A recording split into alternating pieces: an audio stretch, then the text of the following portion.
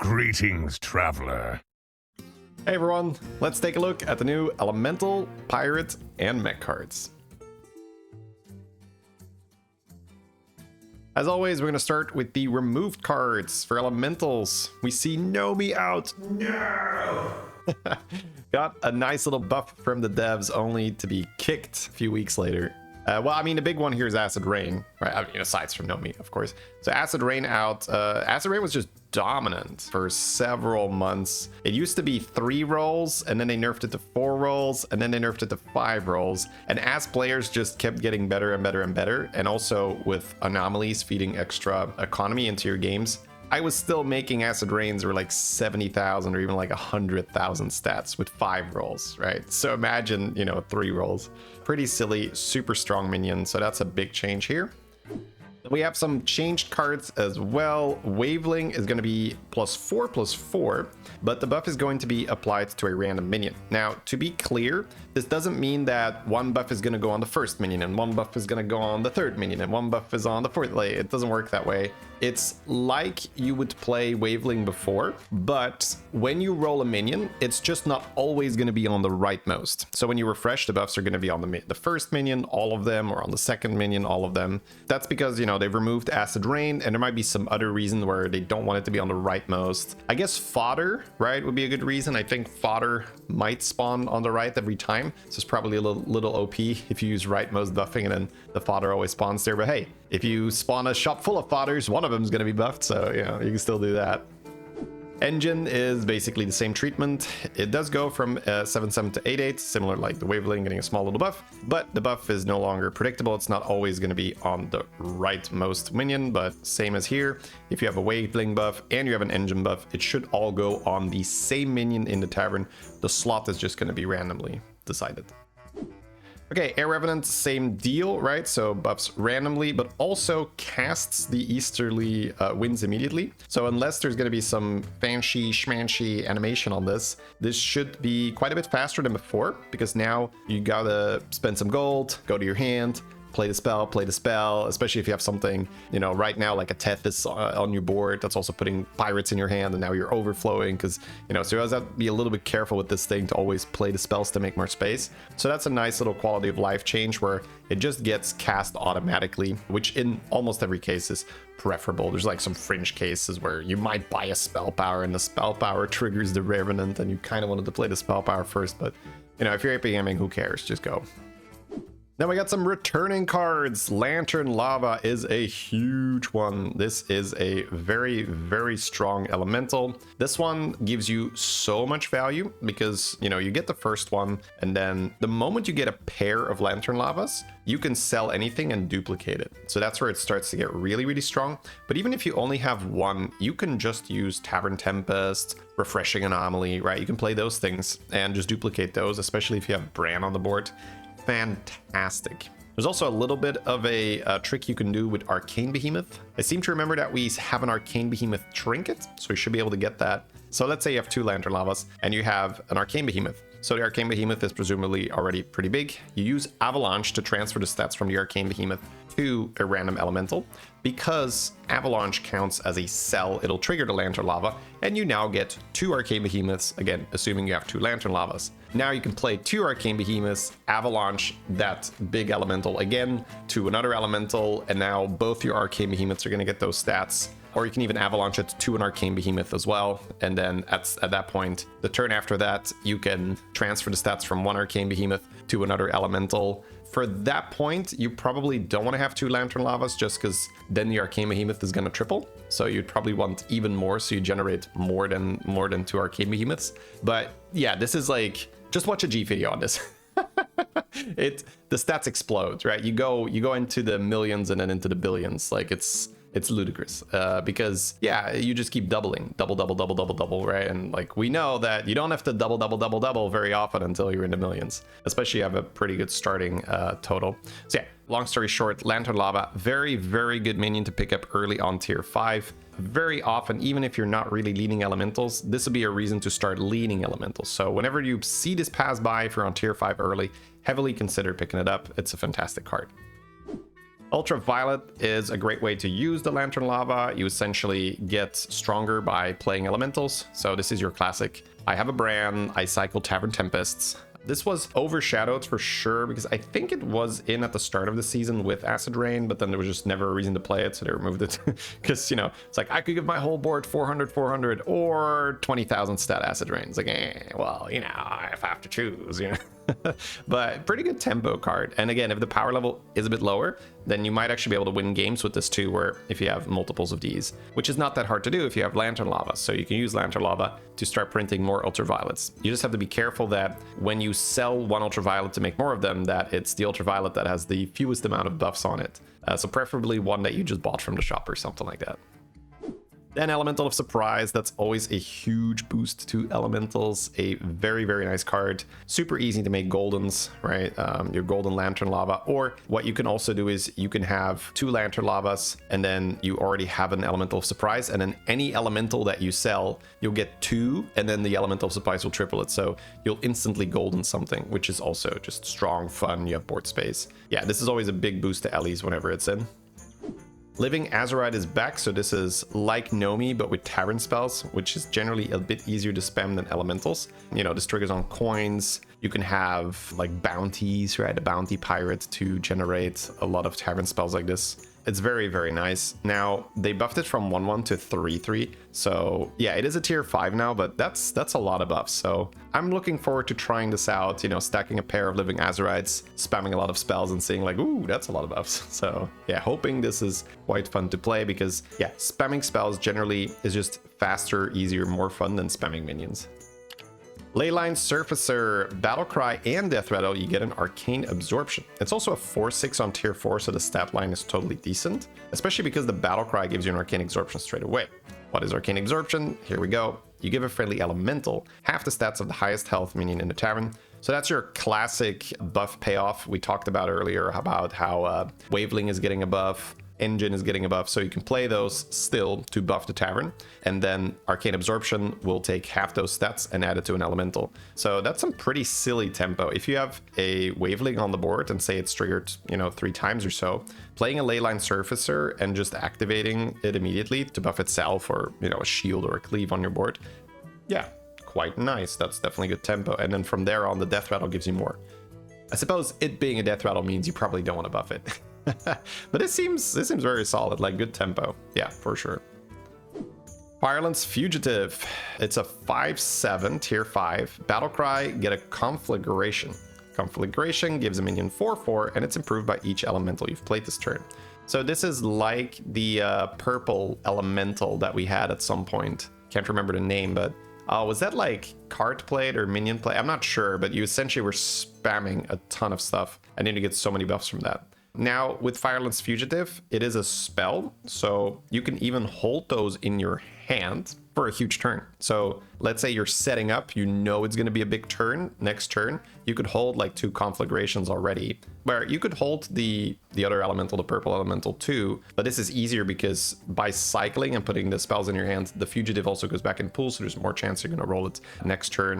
You could also combo this with Belinda, right, where you now double trigger on the minion you cast this on. So, oh man, oh, that's a comp, huh? Belinda Conflagration comp.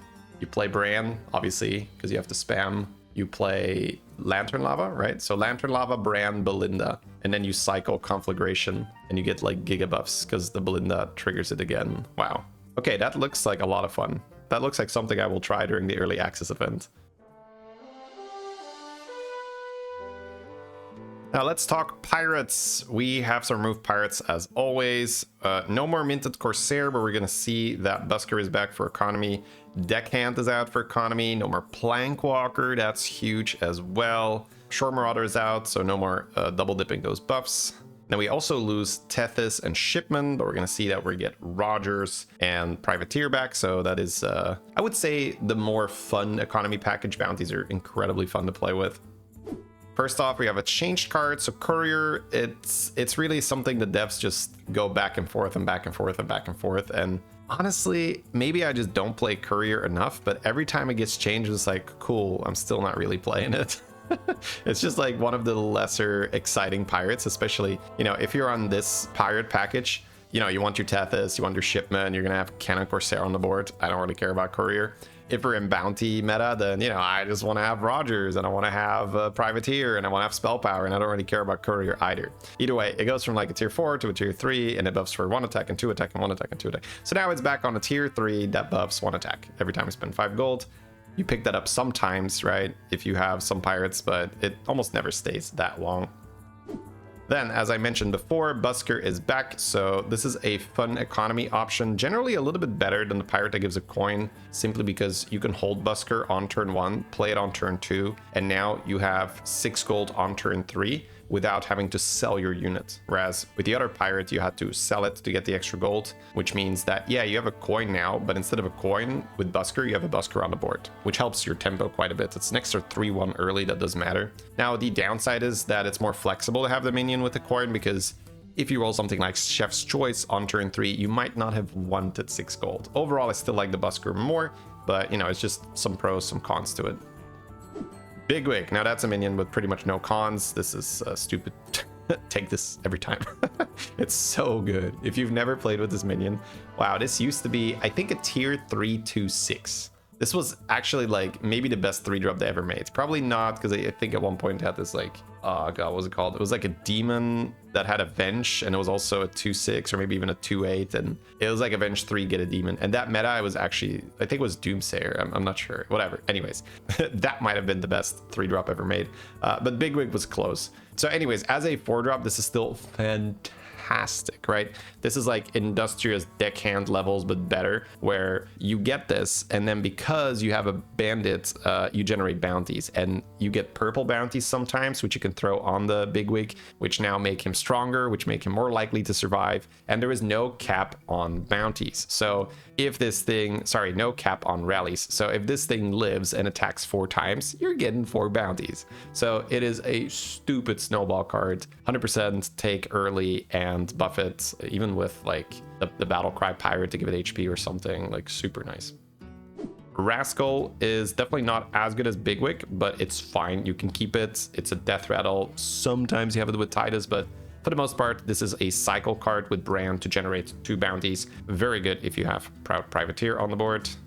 Speaking of him, here he is. Cast your bounties twice. So it says you cast your bounties twice, which is quite important for any kind of spell casting criteria where it says, oh, whenever you cast the spell. So if you have like Nala, this triggers Nala twice, just as an example, which is just fantastic. This is rolling this pirate sometimes is enough to make me fully pivot pirates. But especially if you have like Bigwig on the board already and you have some bounties, it's a no-brainer. You just take this guy. Even if you don't end up in pirates, it's just extra money. And that's good, right? Extra, like there's no build who's like, would you like some extra money? Like, no, I hate that. It's like, no, of course not. So Proud Privateer plus Rogers, you can fit that in almost any comp because now you're just making a bunch of extra money. And for 2 board slots, that's usually fair.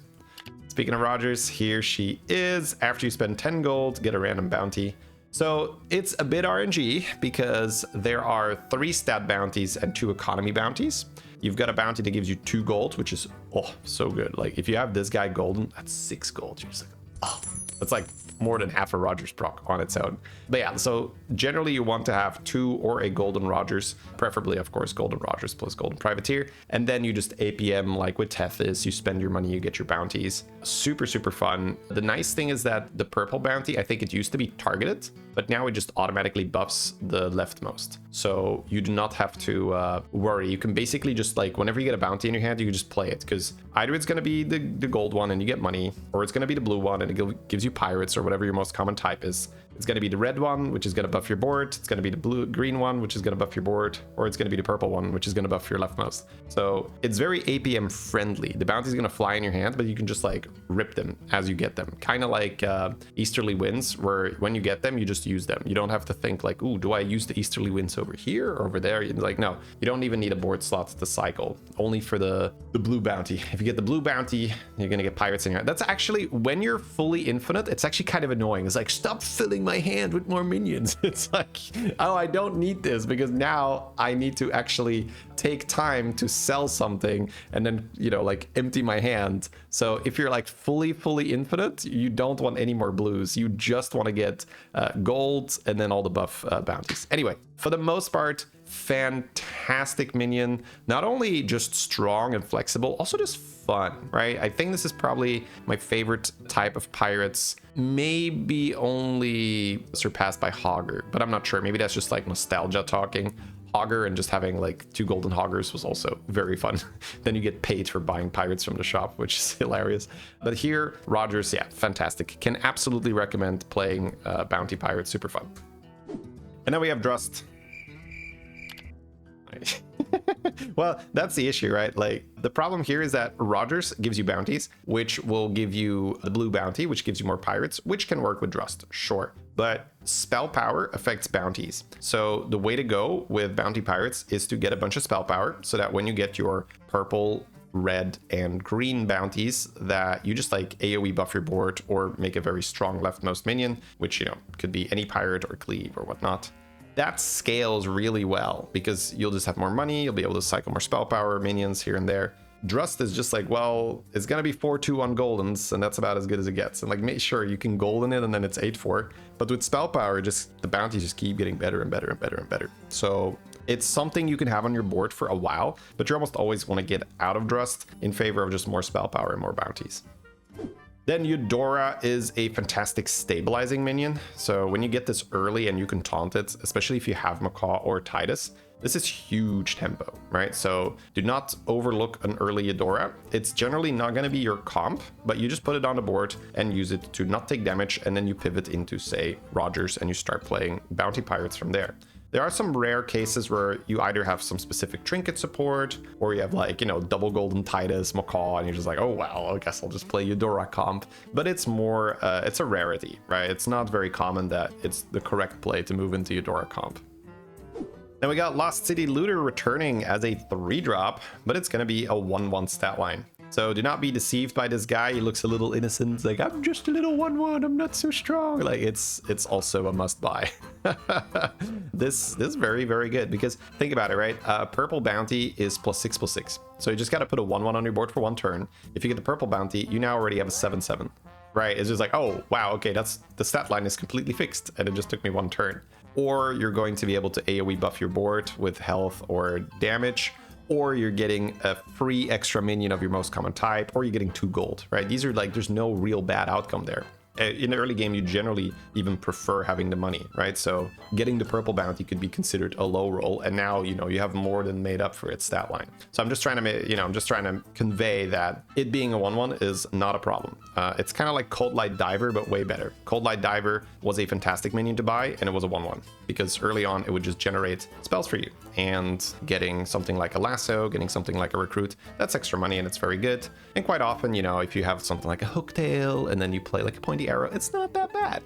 So this is like Cold Light Diver, but much better because bounties are better than your average 1 cost, or tier 1 spell rather.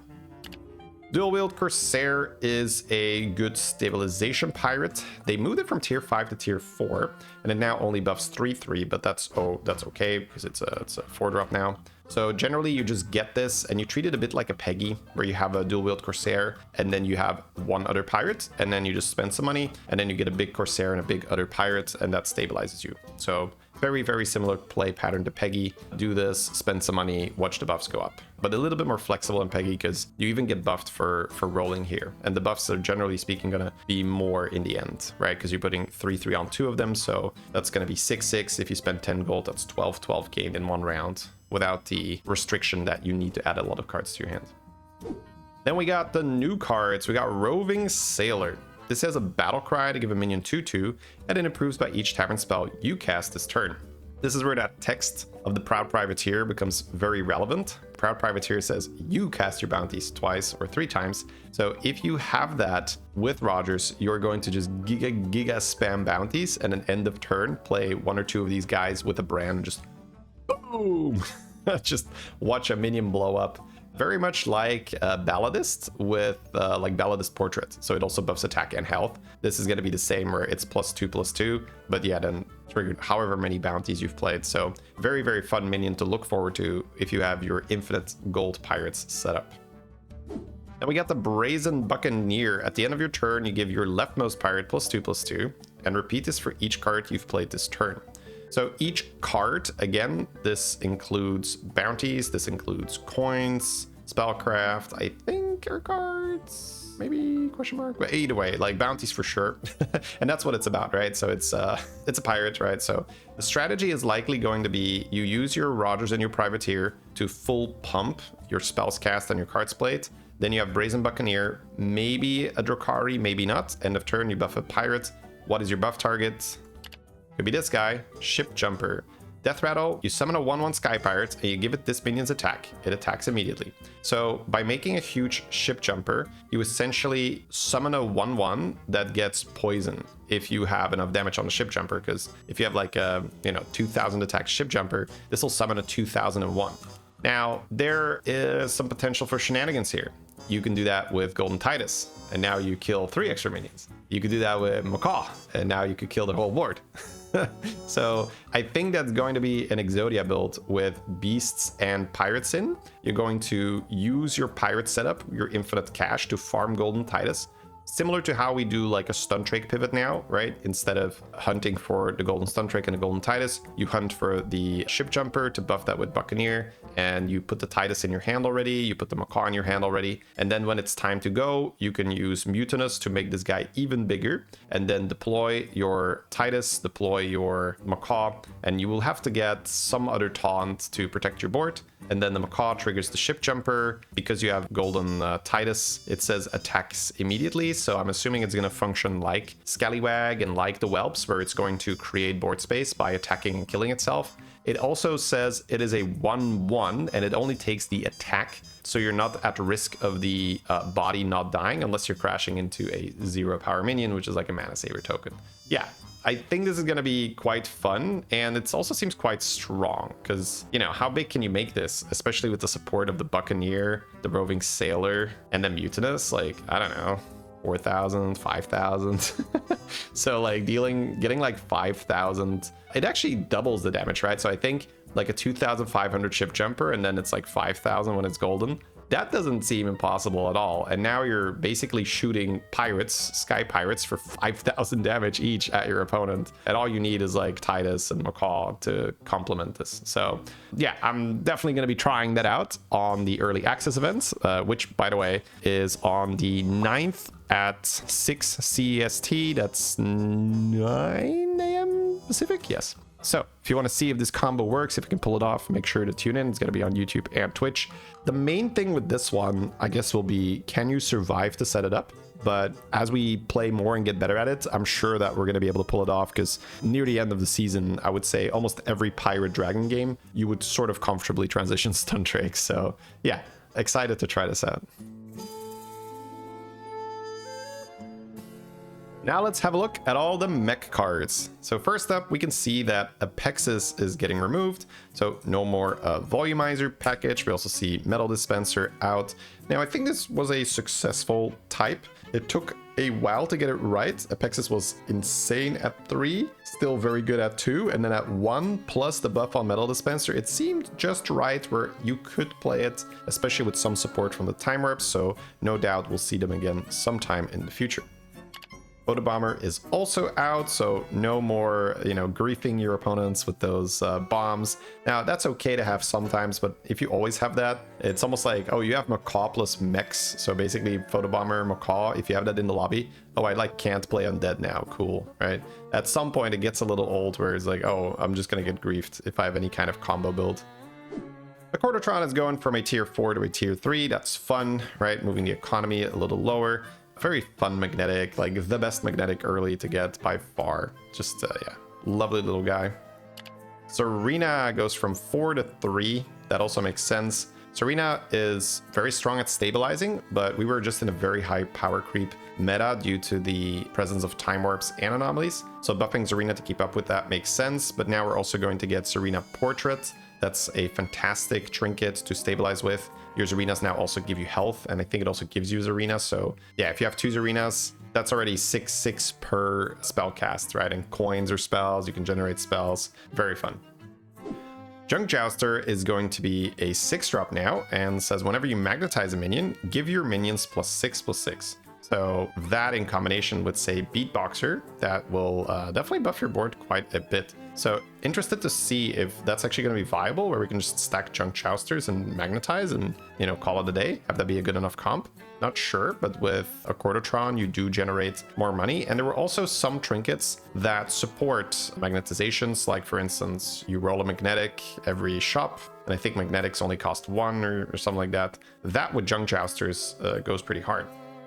And here we go, Beatboxer has a small change. Multiple Beatboxers cannot trigger each other. Yeah, it's probably to not go crazy with Junk Jouster, where you just have a bunch of magnetizations going off. Now we have Metallic Hunter coming back. That's a 2-drop, which gives you Pointy Arrow. That's okay-ish on the right board. Sometimes you already have a little bit of a payoff for casting spells. Kind of rare, though, that early in the game.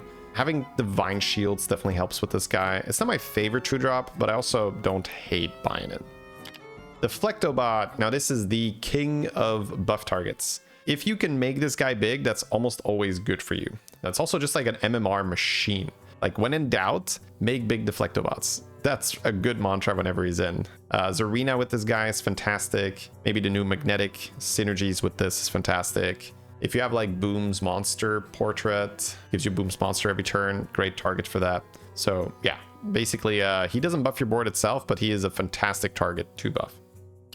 Scrap Scraper, yep, good value. You can give this Reborn, gives you magnetic mechs every turn, get a Quartotrons from this. Very fun to triple into this early. Divine Sparkbot, this gives you Sanctifies, you can give it Reborn, so quite nice if you already have Zarina. It's going to give you just tons and tons of attack on your Divine Shields. Anger is back, and we're going to see that's to support Automaton, so that's kind of it. I guess you can also like get more Sparkbots to get more Sanctifies. And then here we have Automaton. It has +3/+2 for each other ancestral automaton you've summoned this game.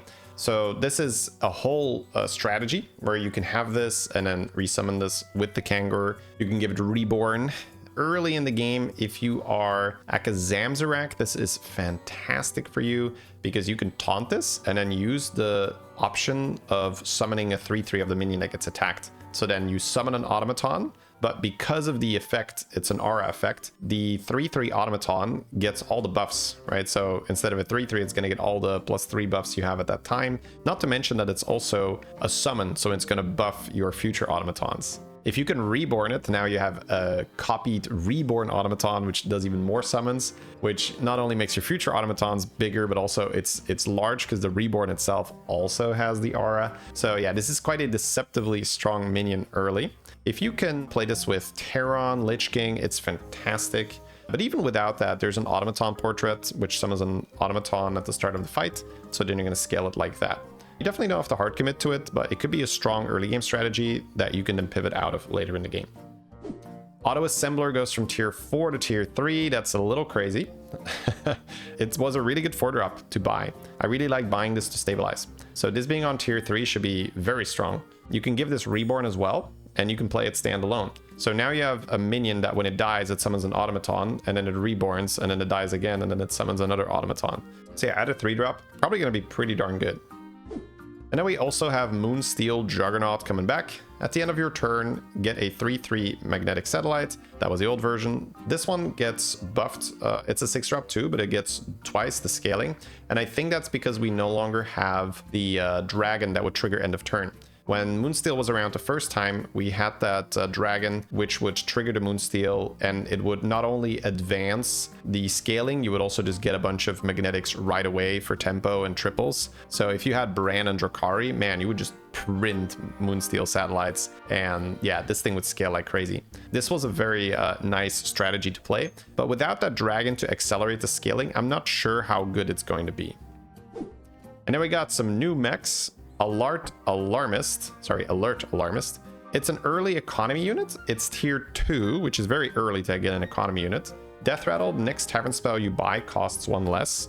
That's a little bit of a tricky one to evaluate. My intuition says, oh, it's going to be amazing. I just want to make sure that I'm not going to take too much damage for having it. Because with tavern spells, it's not like with bounties, right? If you have the 1/1 bounty generator, you know roughly what you're getting and you know it's going to stabilize you. With Alert Alarmist, you don't know what you're rolling in a tavern, so you might get a cheap oil, right? But you could also get pointy arrow for 0, and you're like, well, thanks, this is fantastic. Overall, I'm going to lean towards good and just assume that on average, you're going to just be able to use whatever you get in the tavern to stabilize, and then it's just upside from there, because this is probably going to be on your board for a little while longer. You're going to keep accumulating that bonus, that discount on tavern spells, making you just stronger and giving you more resources as the game progresses. Enchanted Sentinel is a magnetic, and your tavern spells give an extra +1/+1. My first thing that I looked at is like, how is this a magnetic? It's like just a golem, right? I don't know, maybe I'm just so used to how the magnetics look that we have that I'm looking at this is like, I don't know, a golem doesn't feel very magnetic. Like, here, put a golem on that guy. Punk. It's just like, so maybe I'm missing something here, but whatever. The effect here, your tavern spells give an extra +1/+1. Yeah. If there is a way to really spam magnetics and generate them, which I'm guessing is Scrap Scraper, you could be getting quite a bit of extra spell power. And we've already seen that there are quite a few ways to abuse extra spell power with, you know, let's say, for instance, Pirates, Rogers, and stuff. So you might, when you're playing APM Pirates or so, want to have like a Scrap Scraper that you can just reborn and just keep putting Enchanted Sentinels on. And that way you're continuously buffing your spell power. That could be a little bit of cross-type synergy that could be fun to do, because then the Scrap Scraper is gonna reborn and farm more magnetics for you, which could be a Quartertron or the Enchanted Sentinel. But also every time you roll an Enchanted Sentinel, you just buy it and put it on the Scrap Scraper, and that, you know, that way it buffs your board even more. So yeah, seems cool. And then our last card is the Falling Sky Golem. It's got Divine Shield and +4/+2 for each death rattle you've triggered this game, wherever this is. So this does not need to be on your board to start scaling. I think this is going to be, I mean, that's a highly scalable unit with Macaw and Titus. It says triggered, right? So it's not for every death rattle where you say, oh, one death rattle died. It's like, oh, if you have a Macaw triggering the death rattle, that counts. If you have a Titus, it gets triggered 2 times. If you have a Golden Macaw, it gets triggered 4 times, right? If you have a Golden Titus, it's 6 times, right? So it goes up quite quickly, and you can have Wind Fury on the Macaw, you can have Reborn on the Macaw, you can have Reborn on the Death Rattle. So this one feels like you're going to be able to do some cool end game transitions where you've just pumped so many Death Rattles the entire game that when you start rolling the Sky Golem, you can just start putting them on your board. If you reborn them, they should come back with Divine Shield and all the stats. So yeah, this seems like sort of an end game angle where if you've been playing a Death Rattle comp with Titus, you can just add like a golden reborn Falling Sky Golem in the end game, and all of a sudden you have a huge damage Divine Shield mech that when it reborns comes back with all the damage and Divine Shield. So that's all that damage 4 times, because it's going to hit with the shield, without the shield, reborn with the shield, without the shield. So looks interesting, right, as an end game angle for Death Rattle comps. All right, guys, that was it. I hope you guys enjoyed our reveals. If you did, please consider subscribing to the channel if you haven't already. It takes 2 seconds, and it's so much support for both myself and the wonderful editors that are doing their best to get this to you on time every single time. As always, if there are any questions, remarks, please drop them in the comments. I'll be reading every single one of them.